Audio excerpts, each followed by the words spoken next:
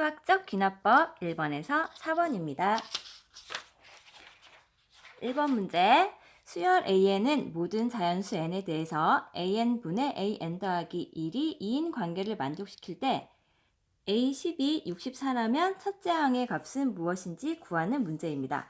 자, an분의 an 더하기 1이 2라는 관계가 있는데요. 자, 이 말이 어떤 뜻일까요? 네, 이것은 an 더하기 1은 an에다가 2를 곱했다는 겁니다. 자, 이 말은 항상 바로 앞에 항에다가 2를 곱해서 그 다음 번째 항이 나온다는 것입니다. 자, 그렇다면 이건 어떤 수열일까요? 네, an은 등비 수열이고 이 2라는 것이 바로 이 등비 수열의 공비가 됩니다. 그럼 따라서 이 일반항은 an은 첫째 항 a1 곱하기 공비의 n-1이라고 적을 수가 있겠습니다. 자, 그럼 a10이 64이다 해서 a10은 첫째 항 곱하기 자 n자리에 얼마를 넣은 걸까요? 네, 9를 넣은 거죠. 9를 넣은 거니까 10을 넣은 거죠. 10을 넣은 거니까 2의 9제곱. 자, 이렇게 되어서 a10자리에 64를 넣고 a1은 구하고 싶은 값. 2의 9제곱은 얼마였죠?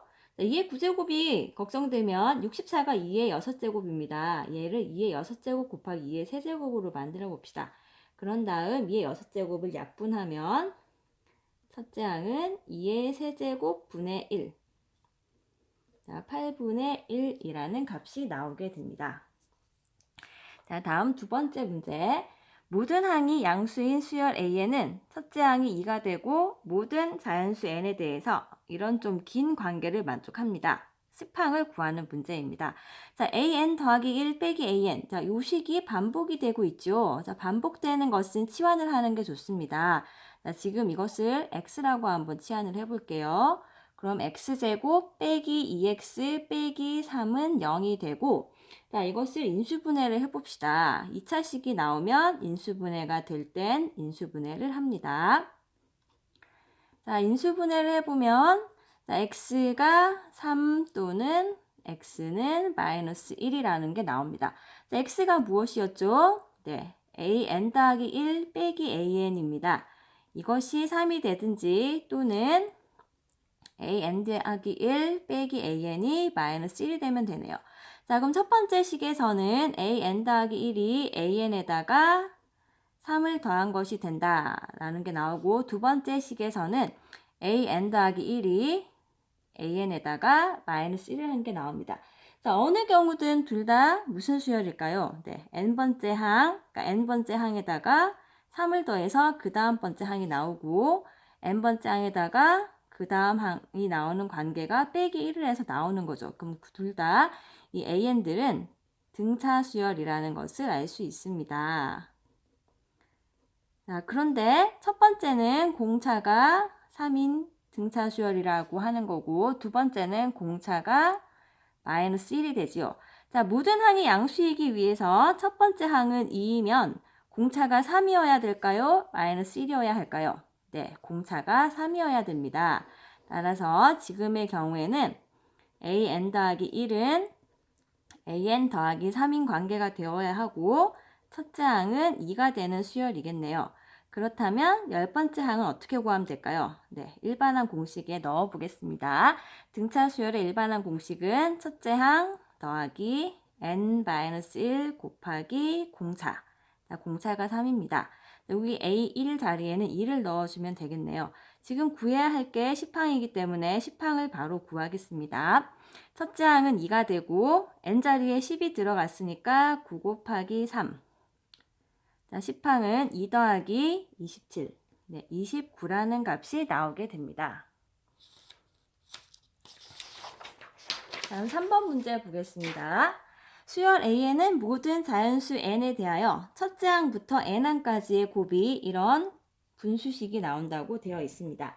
자, 5항이 P분의 Q일 때 P 더하기 Q의 값을 구하는 문제입니다. 자, 5항을 구하기 위해서는 n자리에 무엇을 넣으면 좋을까요? 네, 일단 5를 넣어 보겠습니다. 자, n자리에 5를 대입해 보면 어떤 일이 생기는지 알아봅시다. 자, 5를 넣는 까닭은 5항이 나타나는 첫 번째 순간이기 때문입니다. n자리에 5를 넣어보면 첫째 항부터 5항까지의 곱은 13분의 1이 되네요. 자, 우리가 필요한 건 5항만 필요합니다. 그렇다면 앞에 있는 이렇게 4항의 곱은 사라져주면 좋겠네요. 자, 얘를 없애기 위해서 생각해보면 n자리에 만약 4를 대입을 한다면 여기 있는 식에 대입을 하는 겁니다.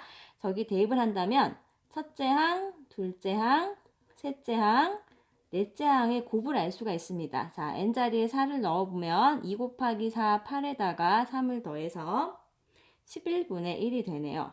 자, 그럼 요 값을 알고 있기 때문에 이 값을 첫 번째 식에 넣어주면 11분의 1 곱하기 A5가 13분의 1. 자, 양변에 11을 곱해주면 13분의 11. 자, 이것은 P분의 Q꼴이라고 할 수 있을까요? 네, PQ 서로소. 네, 13과 11은 서로소니까, 네, P는 13, Q는 11이 되는 거고, 따라서 P 더하기 Q의 값은 24가 나오게 되겠습니다. 자, 이제 4번 보겠습니다. 자, 4번은 두 수열 AN과 BN은 첫째 항이 모두 1이고, 모든 자연수 N에 대해서, 자, 첫 번째 관계, 그리고 두 번째 관계가 성립하게 됩니다. 자, 여기서 질문을 잘 보셔야 됩니다. 사항과 사항의 값을 구하는 게 질문입니다. 그렇다면 일반항은 과연 필요할까요?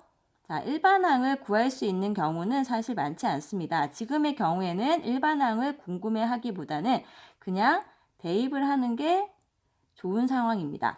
자, 그럼 일반항을 구하는 건 언제냐 하면 좀 전에 봤던 1번과 2번처럼 등차 수열 또는 등비 수열이 확실한 경우에는 일반항 계산을 하시고요.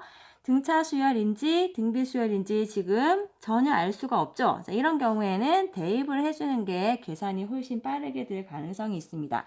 자, 그럼 첫 번째부터 한번 구해볼게요. 첫째 항들은 둘 다 나와 있기 때문에 첫 번째 식을 이용해서 n자리에 1을 대입해서 A2부터 구해봅시다. A2는 마이너스 A1 플러스 4B1. 자, 계산을 꼼꼼하게만 하시면 답이 나옵니다. 자, A2는 3이 나왔습니다. 자, B2를 구해보겠습니다. 자, 이걸 1번식, 2번식이라고 해볼게요. 2번식에는 B2를 구할 수 있는 방법이 있습니다. 2번식에 n자리에 1을 넣어주면 B2는 3B1 빼기 A1이 되네요. 자, B1이 1이니까 여기가 3 빼기 1, 2가 나옵니다. 다음 A3. 자, A3은 1번식에다가 n자리에 2가 들어가는 상황이네요.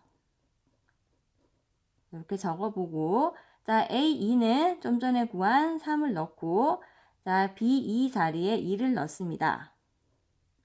계산하면 5가 됩니다. 자, B3을 구해봅시다. B3은 자, 2번식에다가 n에 2를 넣습니다. 3B2 빼기 A2. 자, B2는 여기 2라고 구해놨죠. 다음 빼기 A2는 여기 있네요. 3. 결과가 3이 나옵니다.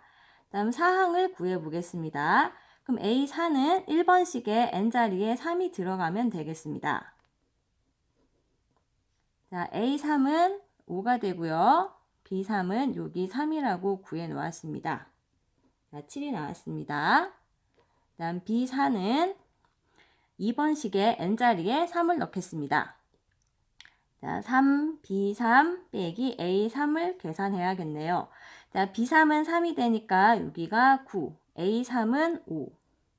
자, 계산해주면 4가 됩니다. 따라서 문제의 답 A4 더하기 B4는 11이 되었습니다. 자, 계산이 단순하지만 지금 바뀐 교육과정에서는 이렇게 대입을 하는 문제가 많기 때문에 당황하지 말고 대입을 하는 게 좋습니다. 자, 그런데 만약 AN, BN 각각이 만약 궁금한 친구들은 이렇게 한번 적어봅시다. 자, 문제는 이미 풀었지만 AN의 경우에는 원소들을 나열해보면 이렇게 항들 나열해보면 첫째 항이 1, 둘째 항이 3, 셋째 항에 5, 넷째 항이 7이 나옵니다. 자, 이렇게 나열해보면 자, 어떻게 추측이 가능할까요? 네, AN은 2n-1이라는 홀수를 나열한 게 아닌가라는 추측이 가능해지죠. 다음 BN을 한번 나열해 보겠습니다. 자, BN은 숫자를 나열해 보면 1, 2, 3, 4. 자, 이렇게 나가네요. 그럼 이번에는 어떤 추측이 가능할까요? 네, B에는 n이라는 자연수를 나열한 수열이 아닐까라고 추측할 수가 있습니다. 그렇지만 위에 있는 두 가지 식만 가지고 이렇게 두 개를 바로 예상을 하기는 힘들기 때문에 반드시 대입을 통해서 문제를 해결하시길 바랍니다.